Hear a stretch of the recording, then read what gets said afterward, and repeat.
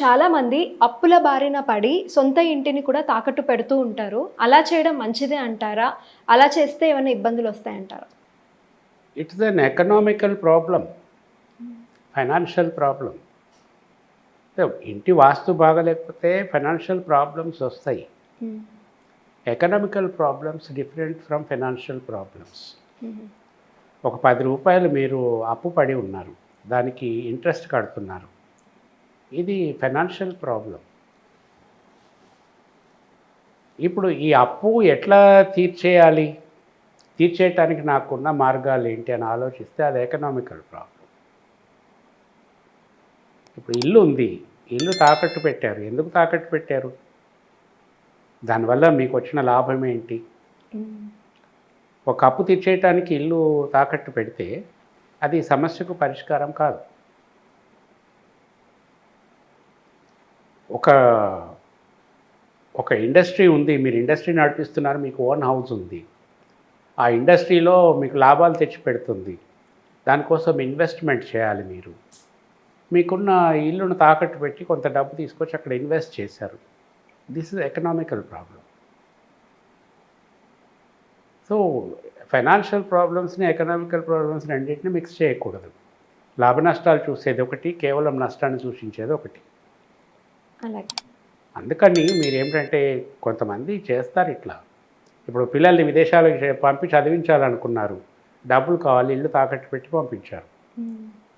వాడు అక్కడికి పోతాడు, చదువుకుంటాడు, ఏదో ఉద్యోగం చేస్తాడు, ఆ తర్వాత డబ్బులు పంపిస్తాడు, అప్పుడు ఈ అప్పులు తీర్చొచ్చు అని కొంతమంది ఆలోచన. అనుకుంటారు. అవును. అది ఎంతవరకు ఫ్రూట్ఫుల్ అవుతుందో చెప్పటం కష్టం. హ్మ్. ఇంకొక ఆలోచన ఏముంటుందంటే,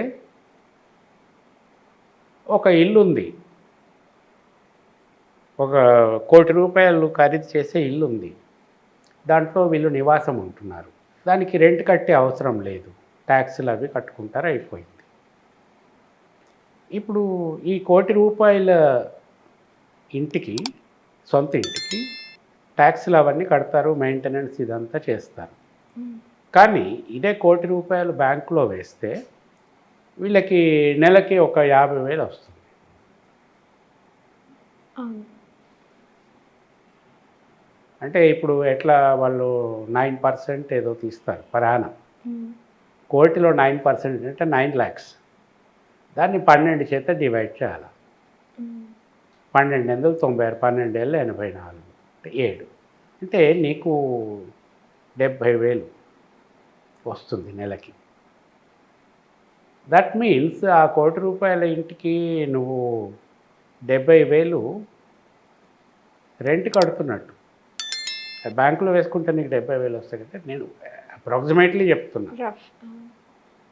కదా. అటువంటప్పుడు మీరు 70,000 ఇంట్రెస్ట్ హోమ్ రెంట్ కట్టేటంత ఉందా?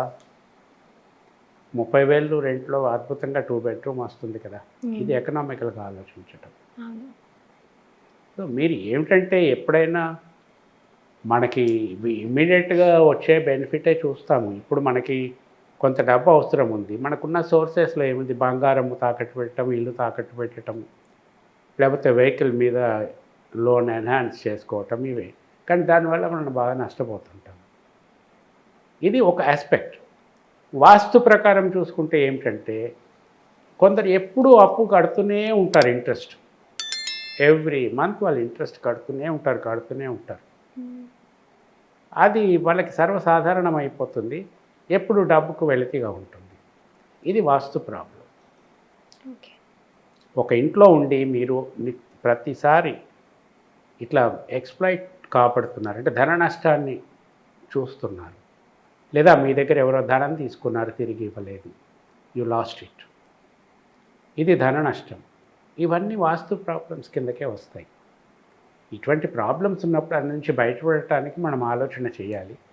ఇంటిలో కూడా ఎటువంటి వాస్తు దోషం ఉండటం వల్ల ఈ ధనంగా నష్టపోతున్నాము అన్నదానికి కొన్ని పద్ధతులు కొన్ని ఉన్నాయి. ఇటువంటి దోషం ఉన్న దగ్గర వీళ్ళు ధన నష్టపోతారు తప్పకుండా అని చెప్పచ్చు. అటువంటి దోషాలు ఉంటే దాన్ని సరిచేసుకోవటం వల్ల క్రమంగా ఈ అప్పులో ఊబిలో నుంచి బయటపడగలుగుతారు. ఇల్లు, బంగారము ఇవన్నీ తాకట్టు పెట్టే అవసరం మీకు రాదు. అది అడ్వాన్స్ చేసుకోవాలి. సో చూపెట్టాలి, ఇల్లు చూపెట్టి అటువంటి దోషం ఏమన్నా ఉంటే సరి చేసుకుంటే అప్పులు చేయాల్సిన అవసరమే రాదు.